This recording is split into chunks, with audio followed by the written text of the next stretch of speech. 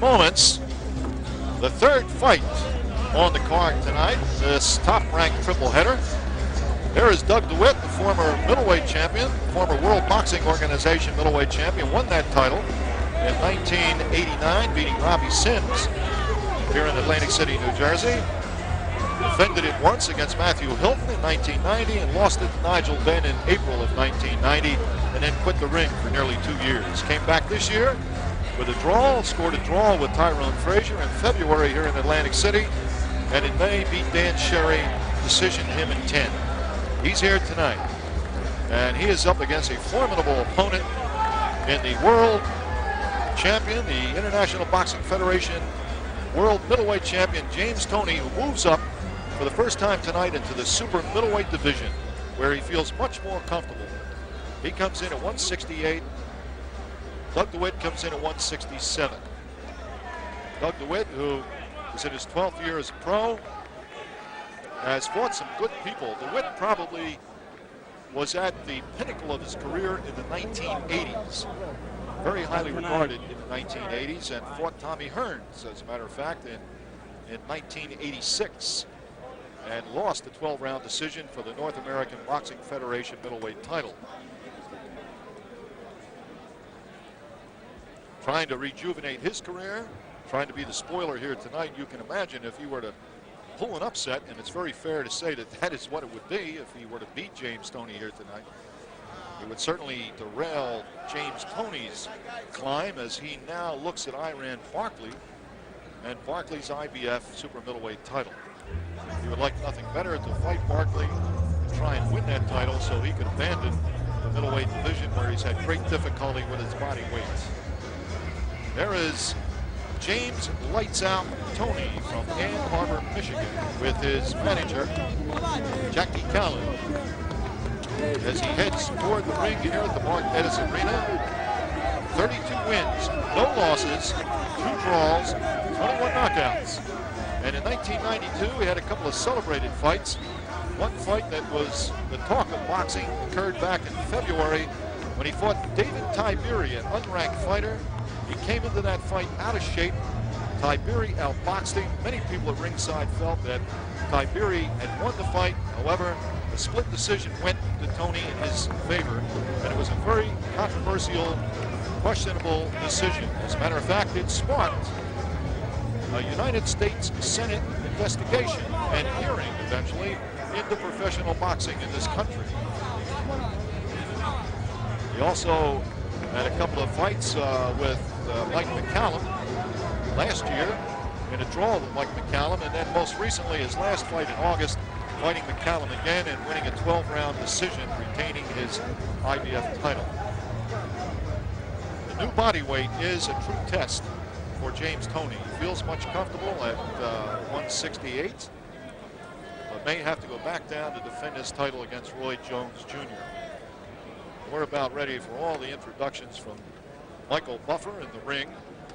And this is the final tonight of a triple header, top-ranked triple header. First 2 ending in 4th-round knockouts. Iran Barkley a winner over Robert Foley. And in the first fight tonight, Roy Jones Jr. winning the World Boxing Council Continental Americas title. There's the tail of the tape. DeWitt is 31 years of age. Toney just 24, both the same height and the same reach. So statistically ranked evenly. But Toney is a tough puncher, good speed, a devastating right hand. He can be very erratic in the ring, has a questionable defense, but he's a very talented fighter. Well, Doug DeWitt is a technician, likes to jab and throw combinations. Very good technician, has a decent chin, can take a punch fairly well. Here's the rules in New Jersey. 3 judges scoring, 10-point must, standing 8 count in effect, 3 knockdown rule in effect, and you cannot be saved by the bell in any round. And now, ladies and gentlemen, Top Rank Incorporated and Budweiser present Part 3 of this great boxing triple header. This bout is sanctioned by the New Jersey State Athletic Control Board, Boxing Commissioner Larry Hazard Sr., Chairman Jerry Gormley, Board members Gary Shaw and Richard Harrison. Deputy Commissioner Lawrence Wallace. Physicians at ringside, Chief Medical Officer Dr. Frank B. Doggett. Attending physicians Dr. Earl Shaw and Dr. Charles Wilson. The timekeeper is Lindsay Tucker. The scoring will be done on a 10-point must system by the following 3 judges: John Potteray, John Riley, and Al DeVito. And when the bell rings, the man in charge of the action, referee Tony Orlando. And now, ladies and gentlemen, from Donald J. Trump's Taj Mahal here in Atlantic City, New Jersey, let's get ready to rumble! 10 rounds of boxing. This is in the super middleweight division. Introducing first, fighting out of the red corner, wearing the black trunks with white trim, from Yonkers, New York, his professional record 33 victories against 7 defeats with 5 draws, 19 KOs, currently ranked number 10 in the world by the International Boxing Federation. Ladies and gentlemen, Doug Cobra DeWitt.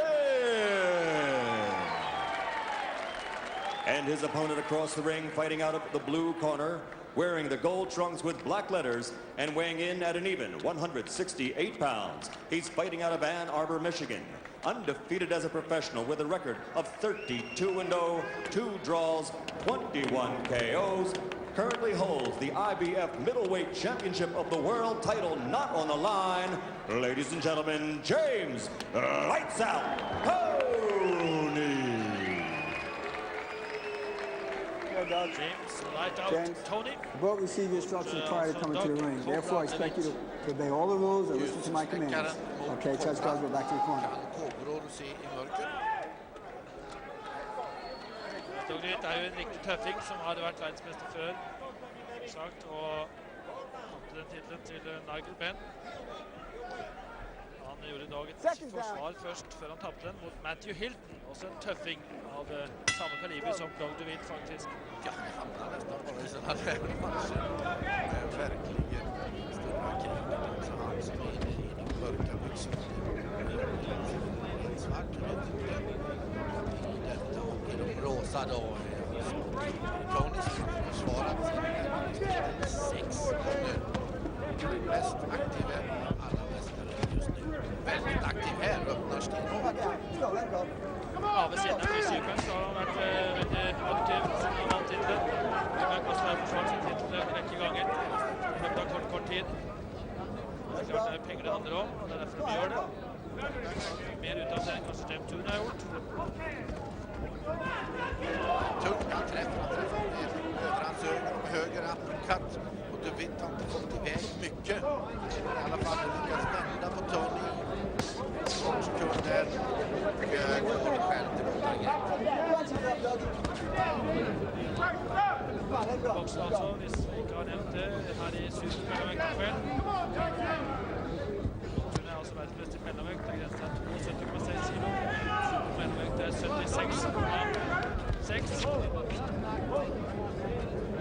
Dette er da et ønske som Toney gjør, fordi han kanskje kommer til å gå opp og få møte Ronny Blade bak til hans titel. Ops, här går Toney ner, men det är väl för att han pressar bara av inget annat. Så det är märkligt ut när ordning och är på knä. Han är klart, han har ju haft problem med vikten Toney och önskar väl kanske småningom Supermellan Keep your punches up, Doug.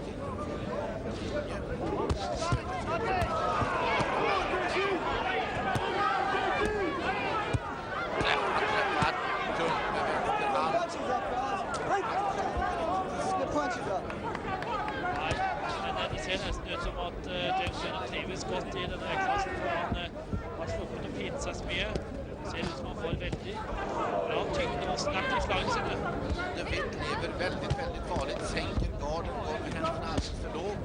Nå har aldri DeWitt hatt noe særlig stil, eller han har bare vært vant til å fightes. Nå er han inne mot en riktig fighter i James Toney, en riktig puncher.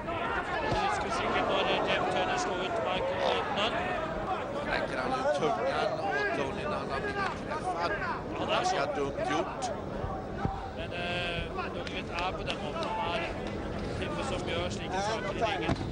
Och liker Let's keep those punches up now. That's a warning. Let's go. Next time I'll take a point. Let's go. Och det var alltså det han gjorde förra gången också. Sa Orlando till honom den sista gången och så till att han slutar med det. Kolla på DeWitt. Don't get around. You got to get up first. You're waiting a little too long with this guy. It's no good. And you got to use that jab. He's not expecting the jab. You got to move the jab, move the head. You're leaving the head straight. Get off. This guy is not that great. You only got them 10. So, all right, you got his best punches there. Now do it. Don't wait for him. Yeah, right. You don't like it down there. You don't like his body side.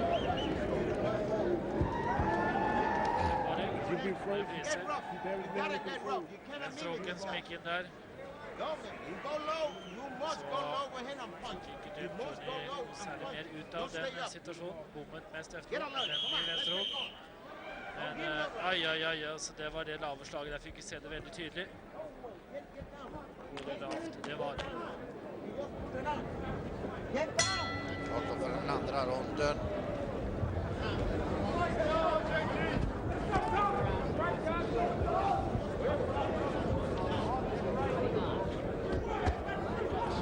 Backade vitt undan. Sista han ska göra är att ge Toney utrymme att röra sig. Fick DeWitt besked om att slå vänsterjobbet för att hålla Toney på avstånd. Men DeWitt har ju inte kunnat slå vänsterjobbet så flest jag har sett att han fick göra fighter skickligt på halvdistansen. Tuffing den DeWitt. På halvdistans börjar veta.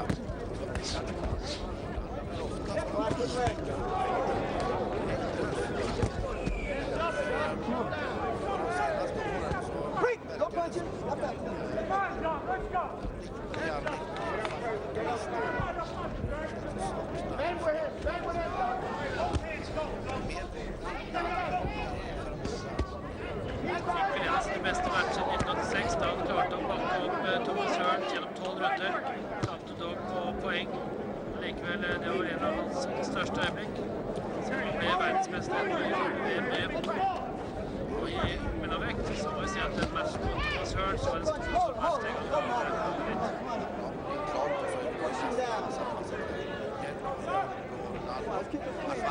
Let's go.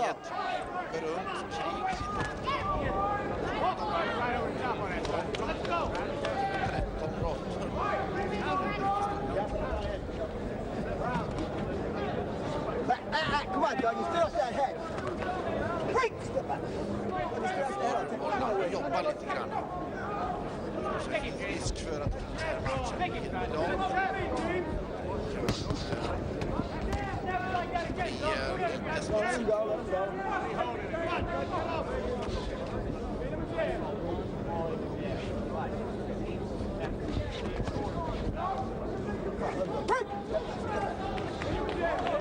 Jag har ju sagt att Toney är en knockout-puncher, det har jag sagt i offensiv.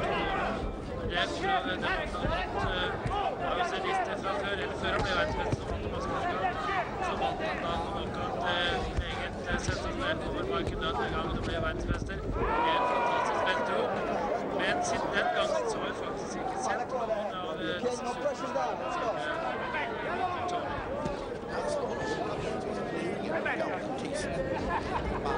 Come on, step back, please. Come on, let him go. Stopparen för ett slag.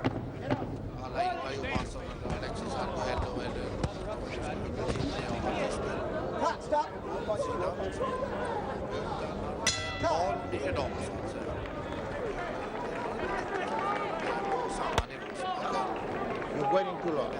You're giving this guy a lot of lead. No good. You must be a little more fast. You're waiting too long to deliver. You got to get up first. You got to get up first. You got to get busy. You gave him 2 rounds already. It's no good. Right? Pick up your jab a little more. What you did in the game. Watch him like trying to put.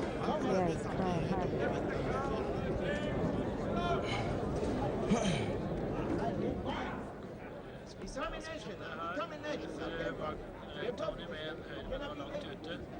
Så tar DeWitt och pressar han ned.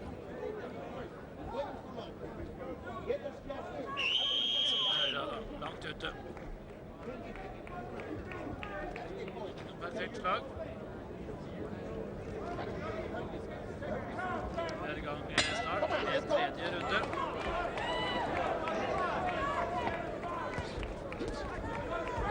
Altså, DeWitt fått beskjed om at du skal være først ute. Prøve å presse Toney. Se om han gjør det nå da. Lansan försöker öppna. Let him go, Dougie. Let him go. Come on, step back, please. Step back. Right. Låst. Let him go.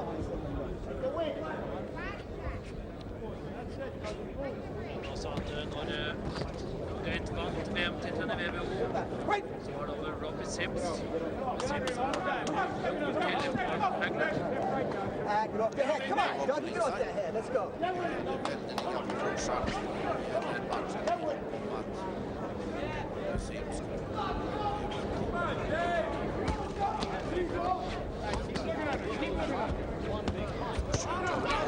Right.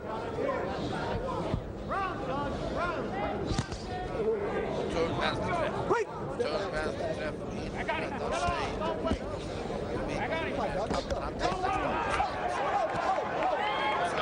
Keep those punches up. That's 2 warnings. Next one's a point. You understand?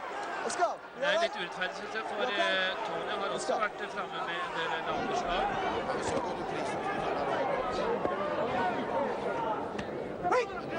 Därför som Orlando har tillåtit så pass många långa slag. DeWitt sidan tung högerträff. Kan han då följa upp? Försöker DeWitt rädda sig på alla vis ut ur en mycket krisartad situation. Toney får han till mer, han släpper honom. Han er så tøff, DeWitt, at han skal man slå ut DeWitt, så må man gjøre det skikkelig. Han faller ikke av seg selv, men tøffing som blir stående så lenge han blodet har et klart ankehode. Uklart ankehode, kanskje. Fine, I'll tie up. Let's go. Punch it up. Come on, loosen up. Come on. Right. Let's go. Jobbigt för Orlando att hålla herrarna kommer att bli värre. I alla fall DeWitt igång då som har bort.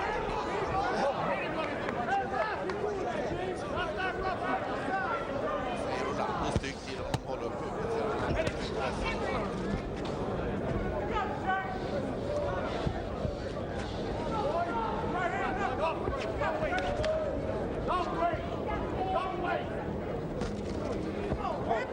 Come on, let's go. Get it up, let's go. Toney hele tiden å finne avstanden til DeWitt. Hvem som lander opp med høyre eller med venstre. Han er ferdig med runde nummer 3. Og kommer over til Toney. The boxing good. Just continue to box him good. You're breaking on him with the left hook, breaking on him with the right hand. Them uppercuts that you're hitting him with, come back with the left hook behind him. Hit him for good uppercuts. Come back with the left hook. Go out for this guy. You do dainty with this guy. Get going. He threw his best punches now. He cannot hurt you. He never could hurt you. And then now go and get this son of a bitch. Get going, guys. Don't give him no room. Inside, you use that left jab and move in with that left jab. And you gotta use the 2 hands. Man må også nevne at hans første titelforsvar som vant mot Freddie Jones også. Det har gått så etter den matchen at Freddie Jones har gått opp og blitt verdensmester etter det i forbundet VBA. Sant. For å si at det var helt rett, Olof. Det var ingen dårlig klar venstrehops heller. Ja, 4. ronden.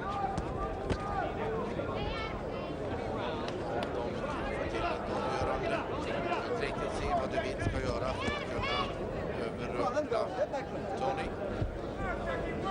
Toney skulle möjligtvis kunna sätta ihop det här och förkorta aftonen.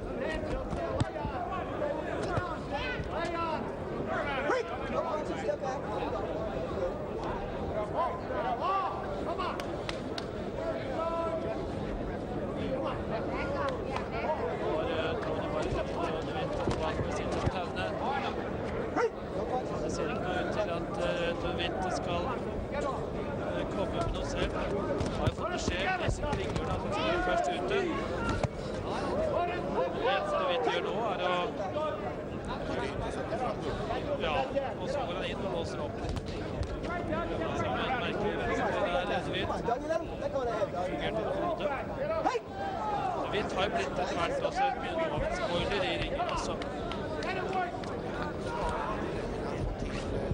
Inspirerande boxningsögonblick.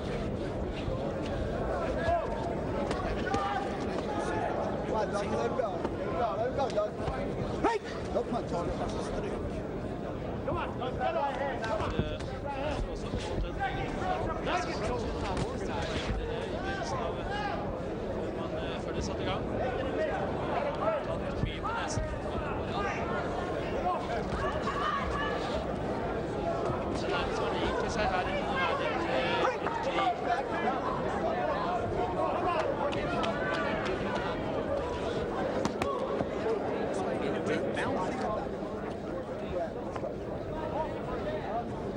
Toney har inte riktigt förmågan att peka växel till. Driva upp det här.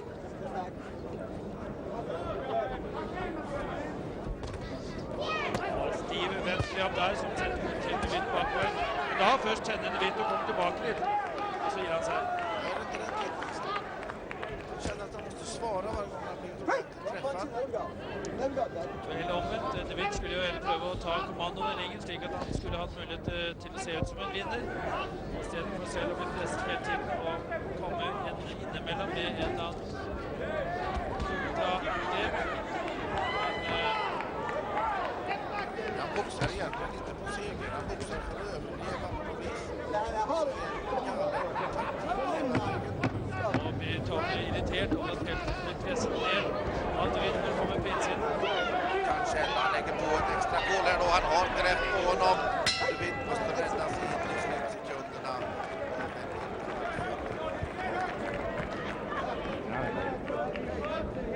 You know what we want to do in there with Han leder altså med continuous hele 4 poeng. jab. 4 runder. You can spin with the jab. Some over here. Guys, this is your chance. This guy is not that great of a fighter. This guy is not a great fighter. You throw better punches than every guy. Come on, wake up. You're giving him those rounds. Now this guy threw a lot of goddamn punches. Understand? Now it's your turn now. Get going now. Tur säger Valle. Nu får vi ta över. Give me a little more water. Let him drink some water. Intressant att se honom göra det. Get some more water. Come on, so push yourself. This is a good opportunity for you. Let's get going. I'm telling you, you can do it now. Get your head straight now. Everything's coming off of that. You're breaking up and setting up in the Never lose your fight until the end. Come on. 21 knockouter har kommet før løpet av 15 Get runder. going now. Get rough. Før eller løpet av 15 runder. James Toney altså. I gang med 15 runder. Let it go. Come on. Let's keep it clean. Bedre for den statistikken som skjer nå.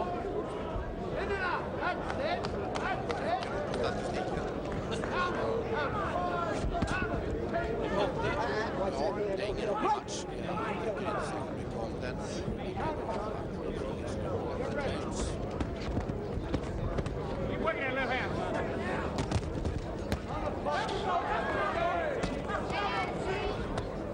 Off the head. Come on, let it go. Keep your head up. Klart att Toney bjuder in till det där också. Just nu. Watch your head, fellas. Underneath! No! Underneath! Dig him underneath! Come on, Doug, you don't heal him.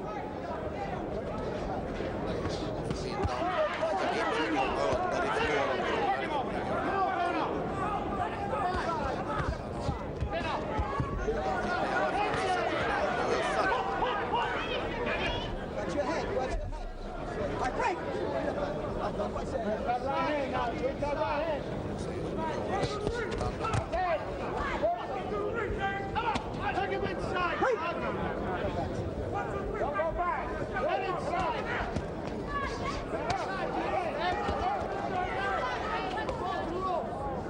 Hey! No punching, step back. Step back clean. Take him inside! Come on, come on. Let go of his head, Doug. Det er ikke så mye å si akkurat nå for Right! No punching, no punching. Step back, step back. veldig mye. Her kommer DeWitt, han får prøve seg med venstre hånd. Springer rakt in i kombination. Let go of his hand. står han bare inn og låser. Han står på kanten og bryter opp. Der traff Toney med en tro. Tunga träff och nu måste han väl ändå gå ner. Denna grottmänniska till DeWitt. Han är illa ute. Riktigt ordentligt träffad. Och Toney försöker avgöra och kör vad han har. Så bränner Toney mycket krut om han inte lyckas ta ut DeWitt här. Otrolig förmåga att överleva den här situationen. Ja, virkelig. Nå var han hardt rystet. Skal se om Toney klarer å følge opp nå da. Prøver så godt han kan å satse hardt, stenhardt på kombinasjonen her. Men DeWitt er fremdeles med og kommer selv tilbake. Han er så tøff, DeWitt. Nesten for tøff for undersport. Han henger alt for lenge med, han tar imot for mye. Klarer å ta imot for mye. Det er da best heller. Det här riktigt har med segern att göra så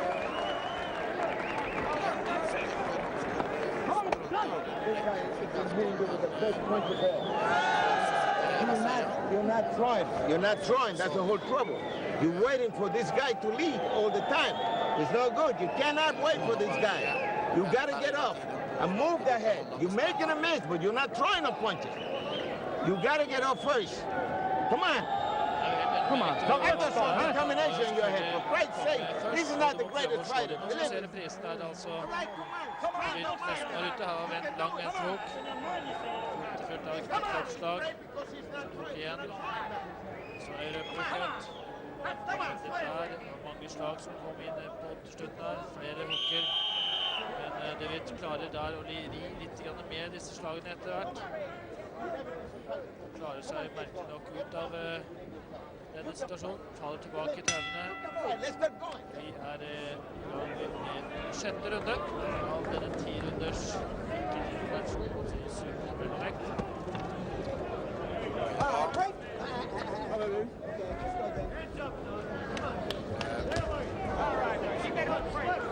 Önskemål hade med oss från förra ronden.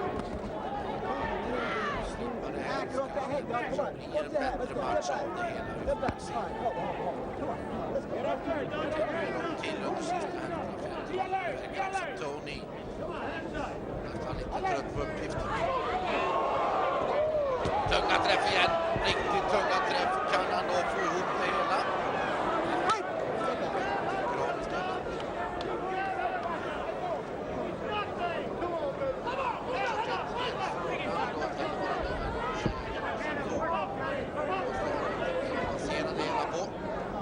DeWitt er jo henger med, så at det heller gjør det. Slik vi ser det, jeg ser det, så virker det som om DeWitt skal ha mulighet til å gjøre det med Toney i det hele tatt. Vi ser ut som han bare har tenkt å overleve i matchen. 10 runder, og selvfølgelig det selvfølgelig rett til. Det er ikke alltid at det ser ut som de beste matchene. Hvorfor at DeWitt ønsker å ta imot så mange slag. Så han har bevist at han prøver å vinne. Är det liksom poänglöst. Och inte heller någon god underhållning. Träffar allt tungt med höger. Förut är det vänster. Utifrån som han jobbar med bäst. Och det känns som att Toney kan pricka honom som det passar honom ibland. Att han sätter inte ihop ett slag här och ett slag där.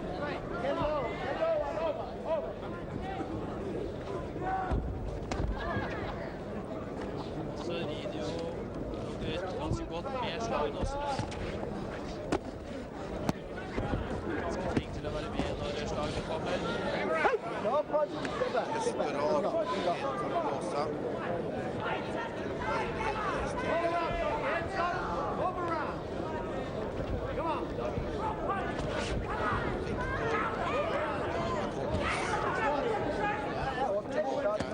Let him go. Let him go. Let him go. All right, break. That's it.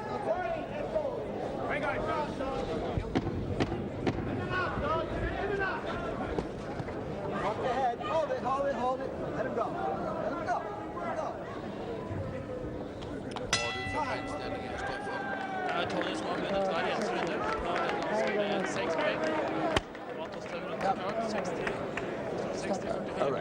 Look, Doc, you want me to stop this fight?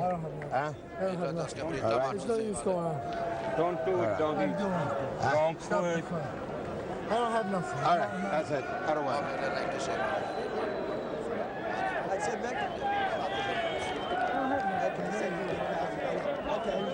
Hector Valle går bort till domaren för att snacka med honom.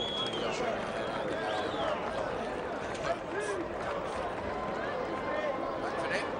Det var inte en riktigt stor upplösning på denna annars ganska fina trippelgala. Men du ska i alla fall få upp till stämning sammanfatta Barkley versus James Toney. Ja, det är en fantastisk match som ligger fram i tiden i år.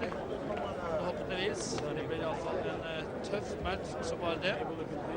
Og hvem jeg skal holde på der? Ja, hvis man skal få ut hva man har sett i kveld, så vil det naturlig å sagt kanskje Barkley. Men på den annen side, når de møtes i match med helt andre forutsetninger og helt annet opplegg før en match, og det gjelder masse mer dollar, så saken helt annerledes. Det ganske jevnt på papiret, vil jeg si, mellom Barkley og James Toney. Får ikke vinne der, det jammen lett. Mycket Stefan. Med detta då så ska vi konstatera att vi har sett nog ifrån Taj Mahal.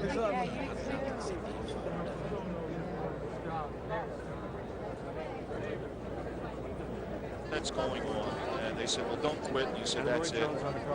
So Victor Valley said, hey, we call it quits. And there's James Toney with his manager, Jackie Talon. And he has come out in 1992. He started off the year in February with a very fortunate, questionable split decision win over Dave Tiberi. Then in April, defeated Glenn Wolf. Here's the Ladies and official gentlemen, the announcement. corner of Doug DeWitt asked referee Tony Orlando to stop the bout as he was unable to continue. The winner by technical knockout at the end of the round number 6. His record now 33-0-2, 22 KOs. James Lights Out Toney.